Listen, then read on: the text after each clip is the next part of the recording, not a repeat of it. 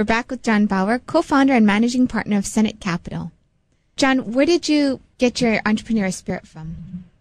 That's a good question. I'm not sure. I think I've always had small businesses from when I was a young teenager. When I was 13, I was teaching swimming lessons. My dad was the swim coach at Tulane growing up. I grew up in New Orleans, and he had a very good name in the Southeast. He had undefeated AAU swim teams that had been undefeated for a dozen years, and so the name carried a lot of weight. And I would work the summers teaching swim lessons, and that's actually the way I paid for my education at Cornell, was coaching in the summers. They had towns in South Louisiana that would hire me to come down. They would have maybe 100 children on the team, and for $100 each, they swam for the summer, and the team would let me keep all the money because they knew it was for college.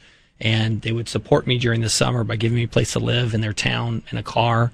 And so I would work 2 or 3 months in the summer in southern Louisiana, and then I'd spend the final month in Hawaii visiting my family here. It's a tough life, yeah?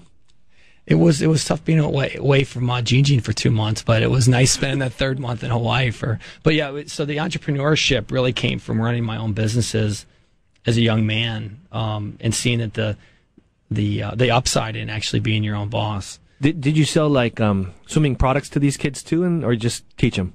It was all teaching. It was all swim teaching, but it was very competitive. It was serious. It wasn't recreational swimming. Could you beat most of them? No, yeah, no. I would. I was young enough at the time that I was able to swim on the team when I was coaching, so I could coach the team and swim on the team. That ruffled a lot of feathers in South Louisiana. Well, at that time, you could use that to pay for your college tuition. I mean, it didn't seem like that much money, but that's awesome that you did 4 years of college that way. Yeah, it was great. I mean, Ivy League schools. 4 years of Cornell, too. Right. They do give the grant aid, but of course it doesn't cover everything. So while you could make $10,000, $15,000 in the summer being a swim coach, and then use that money to get your education through the year. This is a pretty good summer job. It was. I rode my dad's coattails. So what did you graduate with as a focus? I graduated. I went to the hotel school at Cornell, and I actually got into a 5-year program there where you can double register your senior year and take business school classes as your electives and graduate with a BS and an MBA in 5 years. So I graduated with a BS and MBA in finance. And I was hoping to come out to Hawaii and build hotels, but it was bad timing. It was really the end of the cycle here and the end of the cycle in Southern California, where I had my first job.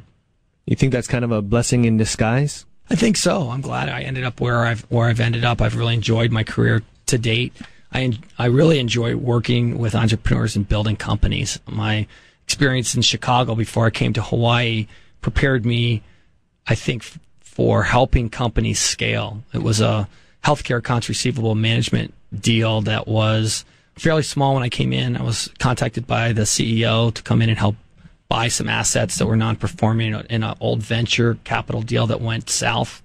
And we came in and expanded it, and within 2 years, grew it to 12 states and 20 offices.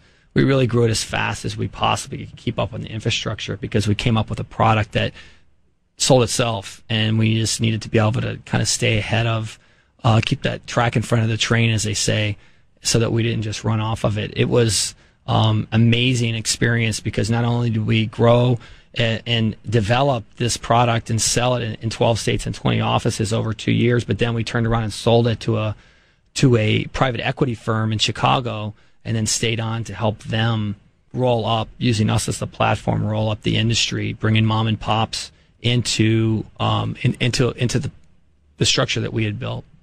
It seems that you've been going full blast since high school. I mean, business after business, and really doing well at it. How do you keep your energy and your focus? Well, I think in the beginning of the show, I stated that I would go from business to business, but then I kind of snuck in there that I would take some time off. And serious time, when I got married to my wife in 1995, we both sold interest in our businesses and took a year off. And we went and traveled Southeast Asia. In fact, my first stop was with Kenton Eldridge. He put me up in Japan. He was working at duty free. He was running duty free in Asia at the time. And then we traveled throughout Asia. We had a whole year of travel planned, but Jean got into a motorcycle accident and broke her leg, and we flew back to Hawaii to get it to recuperate. And instead, we ended up in Lake Tahoe, where we had our first child.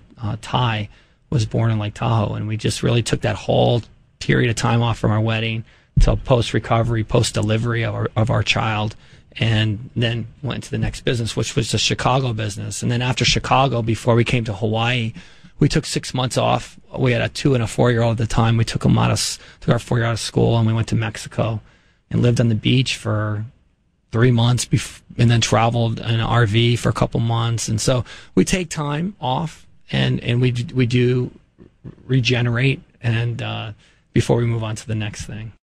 Thanks for tuning in. Stay tuned for more on Greater Good Radio.